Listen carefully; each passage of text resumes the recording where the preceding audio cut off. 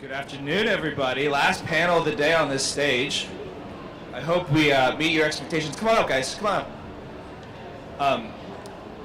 Really quickly before I introduce our esteemed panelists, I just want to say a couple things. So Jerry mentioned CivLab. Fortunately, I've had the great pleasure of help building this show with many of the people on stage, with many of you in the crowd, so thank you to all of you. CivLab is an important project for us because we're also concerned with looking at how do we take the great ideas happening at the show, whether it's with public sector, private sector, academia support, and scale them, whether they're scaling here in New York and helping create the right partnerships to do so here locally, but also globally. So I'm really excited about this discussion, and I'm going to dive right in. So first we have Kirk Becker. And I've had the privilege of, I have to say, I've had the privilege of working with almost everyone except for Felecia, but we're going to make that happen next week. I also have to thank actually the NYCEDC because a lot of the projects that we've worked on together have been with the NYCEDC, and Felecia, if you play your cards right, they'll probably fund you too. So shout out to Laura and Sander at that program. So Kurt is the Vice Dean for Research Development and Entrepreneurship at the Tandon School of Engineering. So Kurt, would you just tell us a little bit about your role and the role of Tandon at NYU in smart cities? Sure. I'm the Vice Dean for Research and Entrepreneurship. In that role, I work with our faculty at the engineering school, help them develop their research portfolios, but at the same time look at how we can leverage the outcomes of faculty research in terms of drawing emerging technologies out of the lab and assessing whether there is a role for them in the marketplace, whether they can be turned into products or new processes.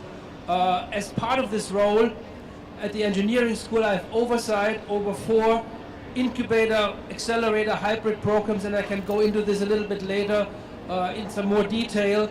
NYU, of course, is a very complicated and big university. There are incubators all over the place, but I will focus my conversation on the engineering school. Thank you. So next we have Shaina Horowitz. So Shaina is the Director of Urban Tech at New Lab at the Brooklyn Navy Yard, also one of our partners. Yeah, thanks for putting this together, Simon. Thank you. So New Lab is a collaborative workspace based at the Brooklyn Navy Yard, and it's home for entrepreneurs who are working in advanced technologies. So we're a community of 600 people and growing. Cumulatively, that represents about 105 resident companies. And our companies are working across a range of different disciplines, many of them touching on the smart city space. And we provide our members with resident space, specialized programming, access to about $4 million worth of prototyping equipment, which is really central to our thesis because about 75% of our companies are working in hardware. So being able to take actually, an idea from napkin sketch up through manufacturing ready prototype under one roof is a game changer for them. And then the last piece, which is really where I focus my attention, is the network that we've put together. So with membership comes access to a network that includes investors, city agencies, universities like NYU, and a whole bunch of domain experts in Fortune 500 companies. So really we look for ways to activate that entire ecosystem to make sure that the growth stage companies based at New Lab are achieving impact greater than what they could hopefully achieve on their own. Great, thank you. So next we have Jeremy Goldberg from the New York City's Mayor's Office of the Chief Technology Officer, and he is the interim Chief Technology Officer. And I have to give them a shout out as well, as we started this journey with them about 2.5 years ago, and we couldn't have done it without them. So Jeremy, what are you guys working on under the Mayor's Office? Sure, since this is the final panel on this stage, this is a real talk panel. All the others might have been, but this is going to be real talk. Let's get down. And so I guess on that point, I will say that to host the Smart Cities Tech event at Basketball City at Pier 36, it brings the two things I cared most about, family first, of course, but sports and technology, this is pretty ideal. So I'm in my natural habitat. Awesome. But better shoot and score, don't miss. Seriously, though. So I lead NYCx. We're a bit like Google X or some of the work that Elon Musk does at the Boring Company. So we're a bit of a moonshot laboratory for city government. We approach our work in a few different ways. For starters, when we announced the program in the fall of last year, we announced that we would open up public spaces across Manhattan and the 5 boroughs for testing, for R&D, for collaboration with startups, with industry, with entrepreneurs who have solutions to the biggest challenges that we as a city face around climate, broadband connectivity, housing, affordability. And so we're inviting you, if you're here in this room and have a great concept or an idea, we want to hear from you. We want to know what those ideas are. We want to invite you to show us what the capabilities are. We run a program that's called NYCx Collabs, which we'll talk about in a bit, which is really the grassroots part of our outreach work. And so what we look to are communities, residents, and neighborhoods to identify the challenges that they believe are the highest priority, they know to be the greatest need. And we work with those neighborhoods and those residents to take those concepts, package them into a challenge, issue those to the world to help us solve them. So it's a little bit about 2 of the program areas, and I guess we'll get into some more of the details a bit later. Great. And when talking about the subject, we can't make it too New York-centric. And Felecia Hatcher-Pearson, Felecia is the co-founder of Blacktech Week and Code Fever. And not only is she doing work down in Florida, but all over the country. Felecia, tell us a little bit about your projects. Sure. Good afternoon, everyone. I realize we stand in the way of happy hour, so we'll make this really fun. My name is Felecia Hatcher. I am the co-founder and executive director of Code Fever. We run a national conference called Blacktech Week, a co-working space and urban innovation lab, one of 2 that exists in a black neighborhood in the entire state of Florida. And then we run a VC and residence program. And so our whole mission over the past 4.5 years has been to rid black communities of innovation deserts. If you're familiar with a food desert, people having to travel miles in order to get fresh fruits and vegetables, the same thing happens from an innovation standpoint in black communities all across the United States. And so that's not to say that innovation doesn't happen in black communities, but the narrative of who an innovator is and what the contributions are have to change. And then the disconnection from the resources, especially the financial resources and benefits of a booming innovation tech and startup ecosystem, is completely disconnected from the black community. And that's a problem because we look at the black community immediately for its challenges and not for its contributions. And if you look historically, black innovators have solved some of the problems and some of the technology that we still use today. From a transportation standpoint, the red light, right?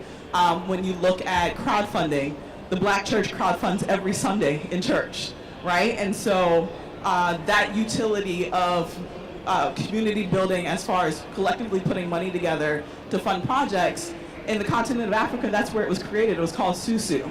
In the Caribbean, it was called Partner. And I can go on, the utility of Uber and Uber Pool. In Jamaica, we have been piling in, and my family from Jamaica, we've been piling into taxis, and that's the same utility, and going from point A to point B, and that's solving transportation problems. And so I have all these anecdotal things that reference from a historical standpoint that we need to make sure that we're valuing the black community for their contributions, and at the same time equip it with all the tools that it needs to continue to add value, and that's the work that we do. Awesome. So while we're talking about innovation hubs and making sure the right resources are there to scale these solutions, I think it's fair to say that we need to go as early as possible. So Shaina, can you talk a little bit about STEAM and what New Lab is doing in that area? Yeah, sure. So, our core members are entrepreneurs who have likely graduated successfully from some sort of accelerator incubator program. They have traction, their product has market promise, and they're really ready to scale. But that's not really enough for us. We really want to be an active part of the ecosystem here in New York and part of what makes this a community that's sustainably growing the tech ecosystem. And so we have created some really fun, hands-on immersive experiences for middle and high school students because, if they're studying STEAM in school, it can still seem like quite a far ways off till they're entering the job market, until they really understand what types of careers they might have in front of them if they're studying and they stick with these topics throughout the rest of their schooling and professional experience. So we welcome them into New Lab. We put them right into the 3D printing lab with our head of additive manufacturing.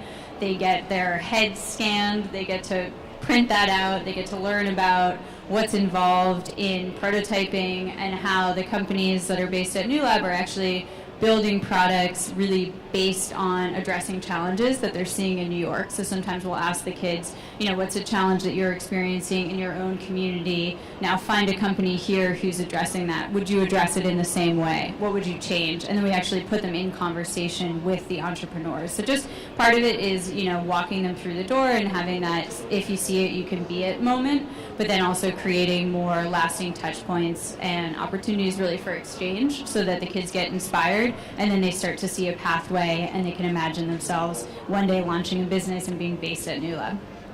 Great, so let's play this out. So they go through your program, then they get a great scholarship down the road at the NYU Tandon School of Engineering. What are kind of the resources and how do you have play this dynamic between an institution who is providing higher education to students, but at the same time that's creating new things, commercializing things with the future labs? What's that dynamic like, and what are some of those resources and programs you provide? Sure. Let me start by saying the following. If you look around the world, then innovation hubs tend to be created near major research universities, because major research universities provide the science and engineering breakthroughs that ultimately can drive new technologies. Secondly, they are also a source for human capital, for highly qualified, highly educated, trained engineers and scientists. The other part that you need to have in order to have a viable innovation hub is access to capital. That's certainly true in New York, it's true in Boston, it's also true in Silicon Valley. So I'm going to take the example of the Urban Future Lab because our Urban Future Lab is most closely related to the topic of smart cities and the theme of this conference. And I have to give credit from the stage to Pat Zappensley, who runs the Urban Future Lab. And we basically, in that space, which is about 10,000 square foot innovation hub, we run 3 programs. The core program is a incubation acceleration program that can last up to 2 years, and that goes from accepting companies that have some revenue and some seed funding and keeps them until they're ready to graduate, either by raising a Series A round or by receiving non-dilutive grants from the federal government.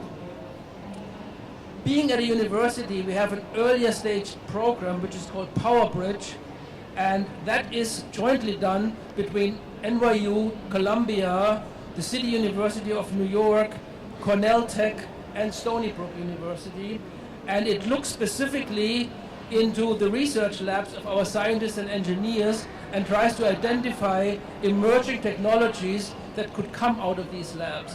These are really not companies. We go in there and we look at what have these people been working on, and then ask them, would you be interested in assessing whether something commercializable can come out of this? You don't need to create a startup right now. We will guide you over a period of 1 to 2 years to the point where you can say, yes, there is market potential for what I have, or it was a cool research idea, but there's no market.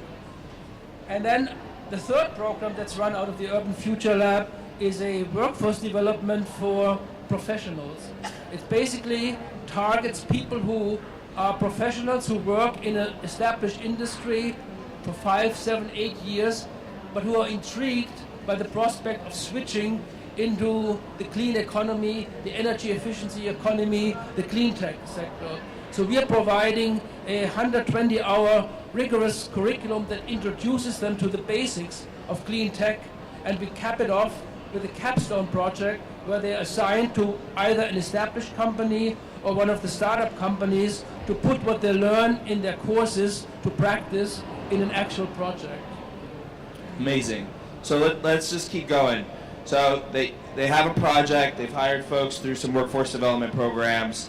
They're either at the NYU Future Labs or either at New Lab. But Jeremy, what next? How could they actually do a project with the city? Is that a possibility? Tell us a little bit about what you're doing, not just with startups, but also corporate strategic partners to implement these great projects to give these companies some runway. Sure. So I think it's important. Obviously, there's a distinction here. We certainly have great partnerships with industry and with corporates. But as I look across the room right now, I see some of our partners that are working in community, that are nonprofits or social enterprises. I saw Juke here earlier from Coalition for Queens. I see Clayton Banks from Silicon Harlem.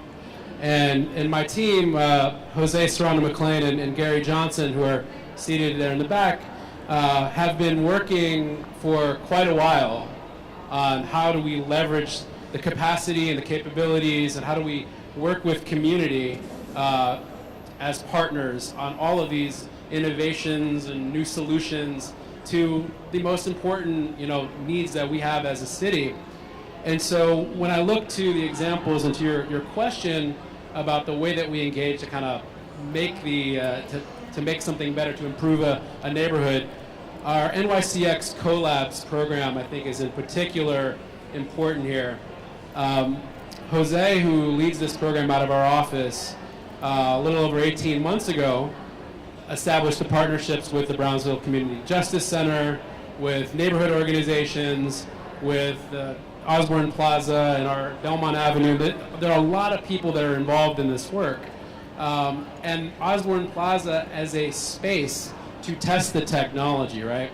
So after we've gone through a process of problem identification, posting the challenges, inviting entrepreneurs, we evaluate the solutions. Community is a part of the evaluation process and the selection of those companies that get to come and test the technology in Osborne Plaza, or in the case of our Zero Waste Challenge at a NYCx development. We look to these partners from across sectors to really help us triage this. And it's not a one-stop kind of or full-stop 6-month demo. It's how do we take that technology, that learning, and scale it. So both in terms of the tech, how it's meaningful for community, meaningful for a public agency. And here's sort of a little bit of an announcement for us, which I think is exciting today, is other communities that have looked to this program as an example of something that's meaningful and beneficial for all New Yorkers. We're expanding the NYCx Collabs program to Inwood.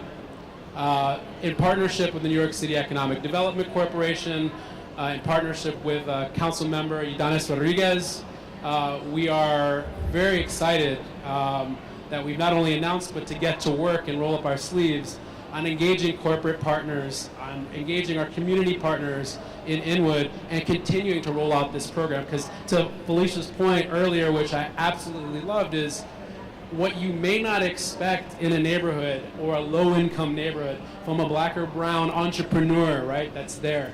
The incredible tenacity and ideas and creativity that we've experienced in Brownsville, that it wasn't our doing, right? We happen to convene, we happen to bring people together. What we've learned is all it takes is shining a light on these entrepreneurs and the solutions that are out there. It's just tremendous. And so I really have to just kind of emphasize the corporate partnerships matter, but these community organizations and the entrepreneurs involved in places like Brownsville and soon to be in Inwood are really as vital, if not more important, to the success here. Great, congratulations. So, Jeremy, one thing we've talked about in the past, which I love what you said, is you're trying to design with and not for. So, Felecia, with our eyes around the country, what are some of the things you're seeing? What are some of the obstacles to something that's been really dear to, I think, this administration in New York, which is inclusion and what the balance between inclusion and the tech community? So, what have you been seeing around the country?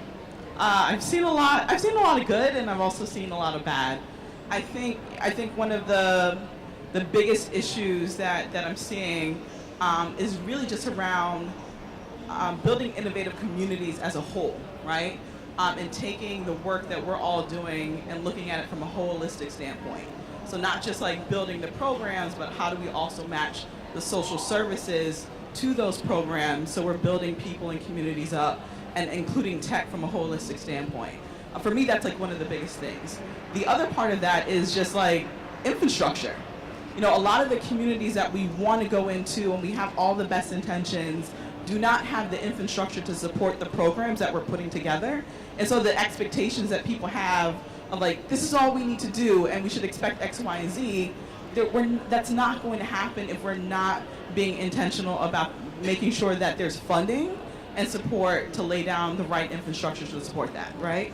And so Black communities across the United States, a lot of them still don't have fiber. Like, why is that, right? And so how can we build capacity? How can we attract major technology corporations to these communities when they do not have the infrastructure to support that, right? So workforce development in the program into a community and then saying, this is going to allow us to attract this company, but government is not included in helping to build out that infrastructure. That's never going to happen. So for me, it's those two things. It's the community, right? And it's building ecosystems within those communities and understanding that there's nothing wrong with communities existing within communities or ecosystems existing within ecosystems. There's nothing wrong with that, because I think when I talk about Black communities and then we talk about Hispanic communities, people are like, why is there this separation?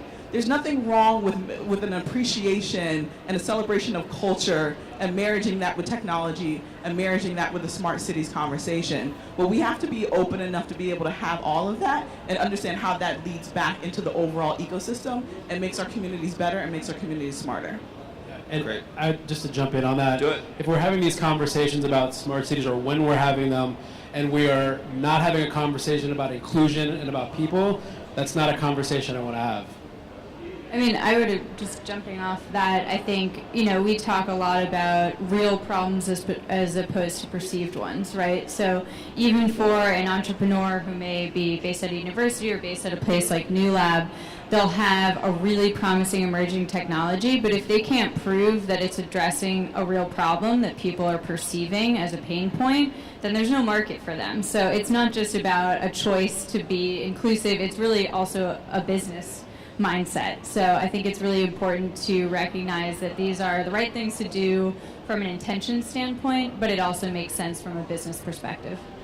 So I think that's totally right. You know, coming from the startup and entrepreneurship community, we always talk about the customer. Who's your customer?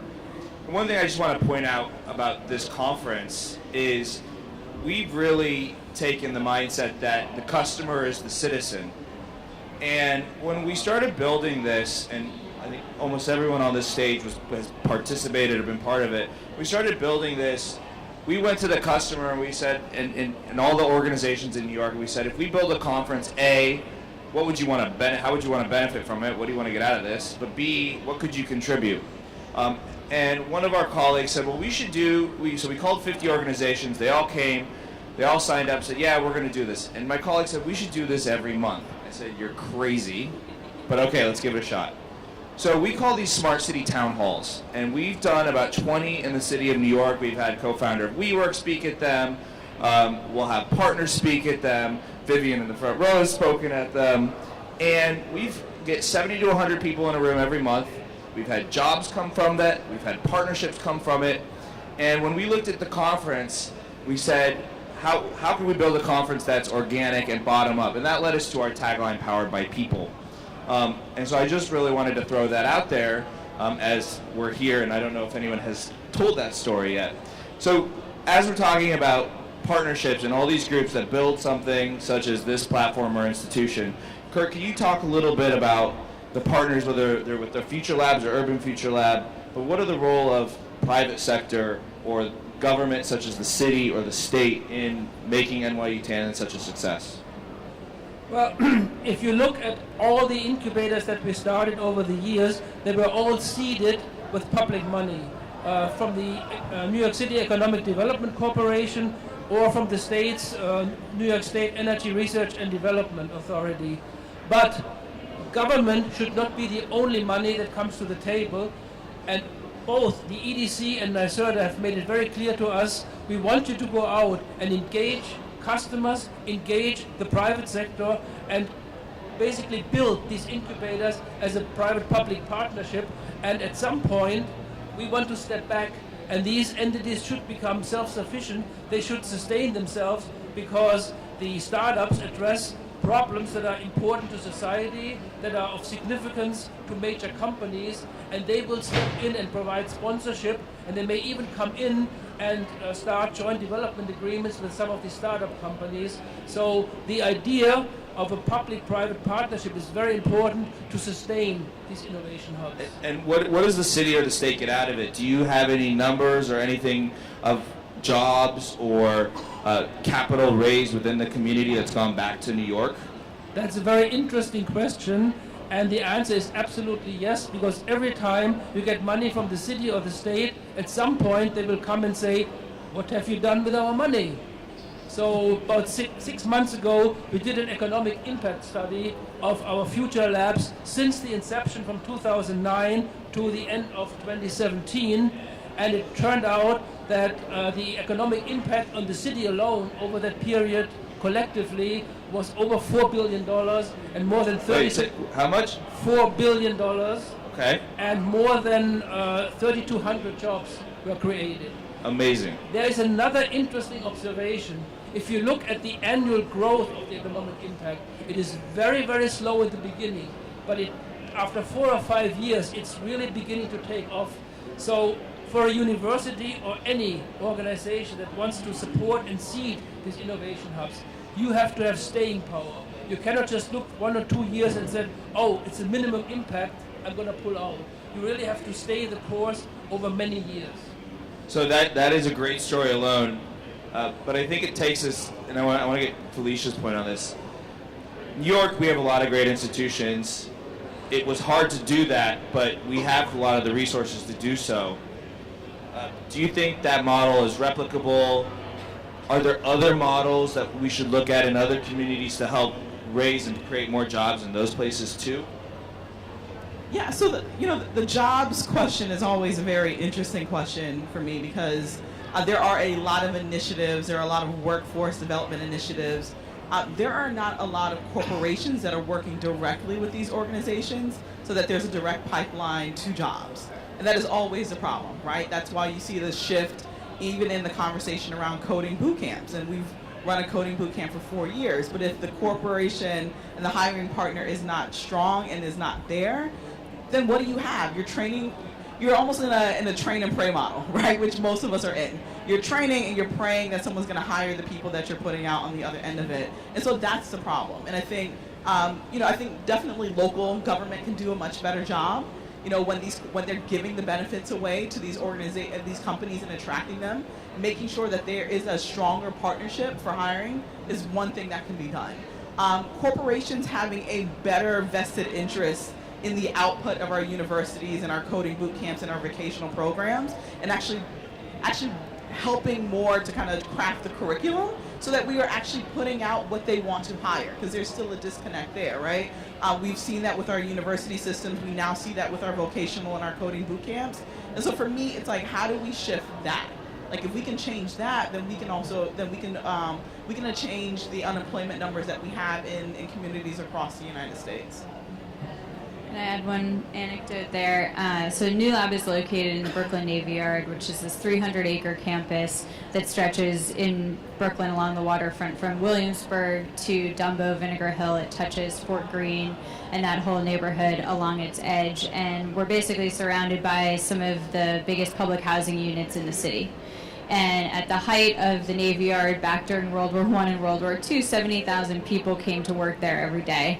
And then basically overnight it was deserted. And for a long time, it's not been a place that people would come to work or where you would think of high-tech jobs being located.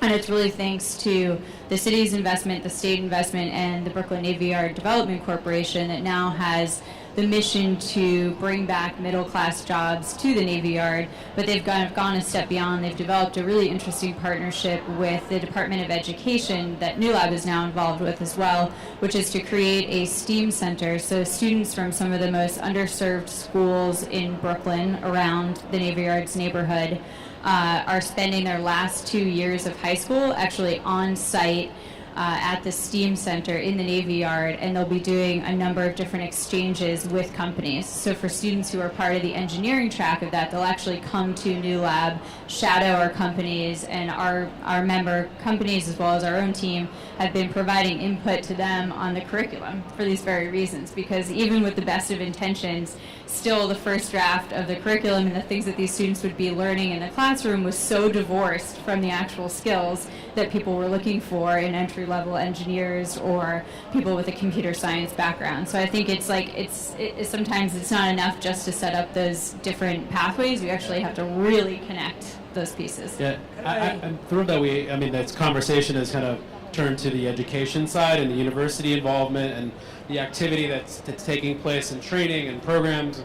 There are several initiatives that our city has. Small Business Service, SBS, runs a program called Tech Talent Pipeline.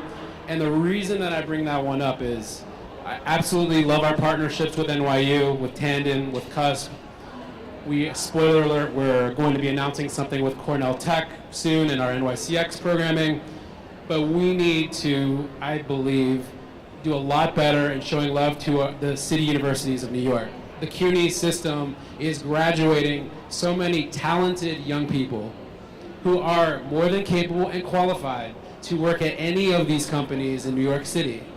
So what I think we need to do more of is maybe it's encouragement of the companies and bringing them to the table, and we are doing some of that, but it's actually making sure that, to that point of shining a light on the talent, it's helping to elevate the students, the universities that are not at Cornell Tech, that are not at NYU or Columbia, and really demonstrating like we have the most talent-rich kind of city in the world, and our CUNYs are getting overlooked for a lot of these roles. So that's an area where I think there's a lot more work that we can do, and that I would really emphasize to the corporate sector, to the private sector, is to look to the CUNYs, and we're happy to help to make some of those introductions as needed. And quickly, just that, so the Zahn Center at CUNY runs a really fantastic program. They're working actually with Grand Central Tech on bringing students in. I have to give a shout out to Ana and New Lab. I have to give a shout out to Ana Anastidias, who came to us 3 years ago for Smart Cities, and she came as an intern from them, and she's been with us for 3 years now. So there's some great programs. Kirk, what do you got for us? Let me just weigh in about CUNY. In almost all of our initiatives that we have with the other university, CUNY is a trusted partner, and we could not do many things without CUNY's involvement. So in the Power Bridge, they're at the table.